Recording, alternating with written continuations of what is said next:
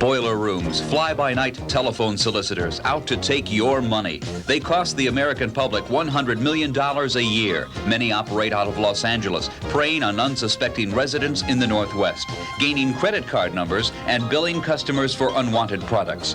Channel 2 consumer reporter Randy Ripplinger examines how law officials and consumers can put a stop to boiler rooms in a special report Wednesday and Thursday on Channel 2 News at 5 and 11. Boiler rooms. Some people call them the fastest growing white-collar crime in the country. They push sales by telephone, trying to relieve you of your money while you may get nothing. In the first of a three-part close-up report, Randy Ripplinger explains how people are pressured into buying from the boiler rooms. What I'm trying to get across is these are Papermates. They're marked down, not marked up. And obviously, since you're guaranteed a microwave, a Betamax, a color TV, $1,000 or $5,000 with a gift, obviously it's the highest quality Papermate. They're satisfaction guaranteed. That was a recorded phone call from a boiler room operator who has since been convicted of fraud. He's an expert at high-pressure sales by telephone. The highest concentration of boiler rooms operate here in the Los Angeles area. But they don't call Californians. They call out of state to people like Genevieve Jones of Portland. She was awakened by a call at 11:30 one night. She heard the caller say that she had won a vacation to Hawaii, a video recorder, a color TV, and $25,000 in cash. All they needed, the caller said, was her credit card number to pay the gift tax.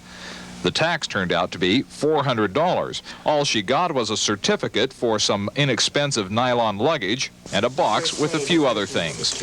I didn't get what I wanted. And you got what you didn't want. I got what I didn't want. They didn't even tell me I was going to get anything like this. Mrs. Jones isn't alone. Nancy Renault got to come on, too. But your package has a value of over $300, and you are required to pay only $49.50, and that is to cover the processing, mailing, and handling charges and any necessary taxes that there may be on it. Nancy turned them down, but if she took the vacation offer, she would have received 2 nights in a motel and paid up to double the normal rate for it. I really thought it was free. Many boiler rooms now try to get your credit card number from you. Some victims cancel the payment when they find out they're being ripped off. That leaves the bank to absorb the loss. One of the banks contacted us and told us they lost $200,000 in 1 week in regard to one of these companies. Some officials estimate boiler rooms bilk the public and businesses of more than $100 million a year. Local authorities are overwhelmed by the problem. There are so many of them apparently operating now out of state and making calls that it is difficult to have any significant impact on those numbers. And the numbers are growing. In the heart of the boiler room capital in Southern California, the operators want more silver-tongued solicitors. You love the prize, you see our integrity. The Los Angeles area has been called the telephone fraud capital of the nation. There are hundreds of boiler rooms operating here, and despite the efforts of state and federal investigators to shut them down, the boiler rooms flourish. Tomorrow, we'll take you inside a Hollywood telephone soliciting operation. In Southern California, Randy Ripplinger, Channel 2 News. If you have been taken by a fast-talking telephone solicitor, you have a lot of company. Some investigators say so-called boiler room operators bilk the public of more than $100 million a year. Authorities say the best defense is for you to recognize how those boiler rooms operate. In the second part of this close-up report, Randy Ripplinger introduces us to the people who operate the boiler rooms. Here, this is for you. Some guy wants you to buy some pens, and he says he's got thousands of dollars of prizes to give you. Well, these are Papermates, not pens. I'll do this. I'll send you 100 of them for $139. If you love the prize and the Papermates, we'll leave it up to you to get back to us for the other 150 that we have on the shelf. And if you want to buy, he'll send the package COD. Honeycutt, the mailman might not take a check. Keep that in mind. He might demand a money order or cash, and expect it in a few days, because I'm rushing it right back out to you, because you're one of the few award winners that we haven't heard from yet. Why a money order instead of a check? You might decide to cancel your check when you open the package and find out what you really got. A cashier's check or money order is as good as cash in the boiler room bank. Of course, if you aren't cooperative, he might try intimidating you. Walker, are you a Negro? No, I am not. Because you sound like one. Do you want... I can't help how I say. Do you want me to give your prize to a Jew? I don't care who you give it to. And if that doesn't work, he'll at least send you away insulted. Can I tell you something? I think you're an ass.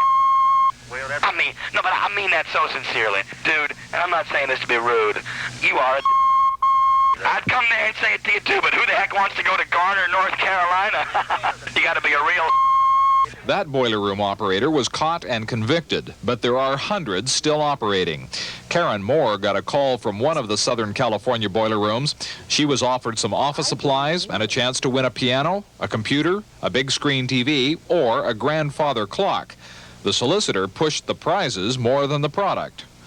That it was a fine quality clock, and they gave me the dimensions of it, which I don't remember, and that it was a fine finish, and it was something I'd be proud to have in my home.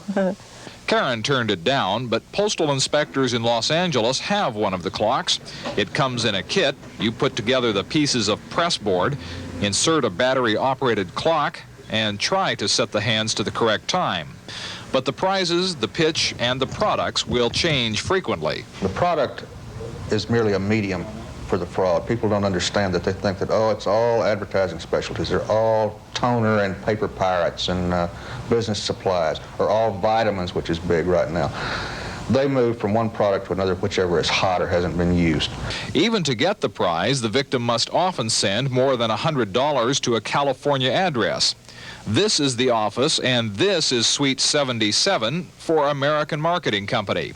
The private mailbox is a detour for angry customers and inquisitive reporters. The boiler room employee who picks up the mail here didn't want to answer any consumer complaints. I don't know why you're trying to talk to me. I think I don't really want to talk to you. Apparently, he also didn't want several boxes of returned mail, COD charges that customers had refused. And here on Hollywood Boulevard, where hundreds of phone calls are made to people across the nation, postal investigators are taking an interest in this operation. I just wanted to speak with Rhea Rogers. Okay, there's nobody. No, I'm asking you to walk outside. It's Rhea private Gold, property. is she around? But without a search warrant, any other visitors are promptly kicked out.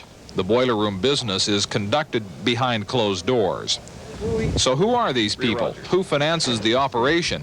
Postal inspectors have files on some 350 operators in the Los Angeles area alone. Many, they say, are recent Hungarian immigrants. Here's a Bela Istvan Marko. Bela Marko was murdered, so he's no longer around. The man was killed in a family squabble. Many of the boiler room operators are related, which helps perpetuate the business if one family member gets caught. And they have other ties.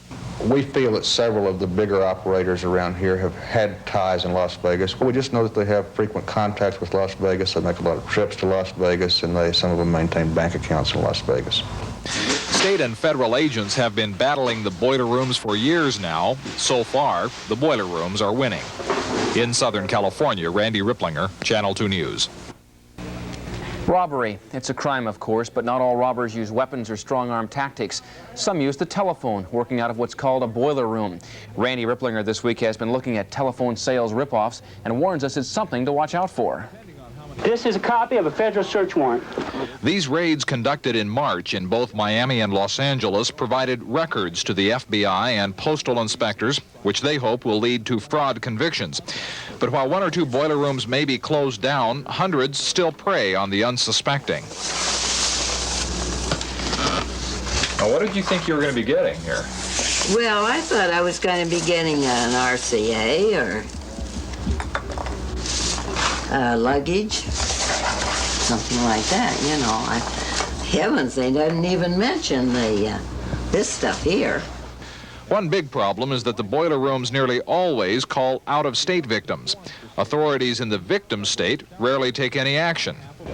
I'm not aware of any significant activity against the out-of-state operators. We hope when they are out of state that the federal authorities will be the ones handling that.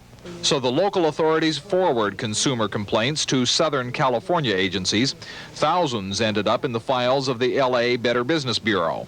We can't handle all of them. We can't deal with the complaints as we would normally like to. The California Attorney General's office is likewise buried by the boiler rooms, but all of the complaints come from people victimized in other states. So we don't have any victims here. Where the victims are, The attorneys general there are very interested, but they don't have the company, so any action they bring doesn't make any sense. So the only agencies that can really effectively bring any action are federal agencies who have very little staff for this. Postal inspectors do some investigation. Sometimes they seize mail containing money destined to the fraud operators. But that only forces a boiler room to change its name and mailing address. Postal inspectors say they've had some convictions of the 350 boiler room operators in the Los Angeles area, but they say many of the operators are related. So when one business feels the heat of the investigation, often it closes down and someone else may open it up under a new name. Then the investigation must start over. They're probably growing, they're growing. They're not being that much deterred right now. They probably outnumber the investigative resources that are able to go after them if we can successfully prosecute some of the larger operators. So those are the ones we're focusing our attention on. Consequently, some of the smaller fish have to be ignored. And there are many boiler rooms that ship by common carrier and collect from your credit card, thus avoiding the jurisdiction of the postal inspectors. It is to the point, say consumer protection officials, where the consumer will have to protect himself. I think you have to figure that if you buy something over the telephone or give your Visa card, the odds are fairly strong that you're going to be cheated. And the odds are even stronger that nobody's going to be around to help you. The best defense is not to buy anything over the telephone unless you know the company. While there are legitimate companies doing business by phone, authorities say they are in the minority because for now, most boiler rooms are able to hide in the smog of legal loopholes and slow-moving bureaucracy. In Los Angeles, Randy Ripplinger, Channel 2 News.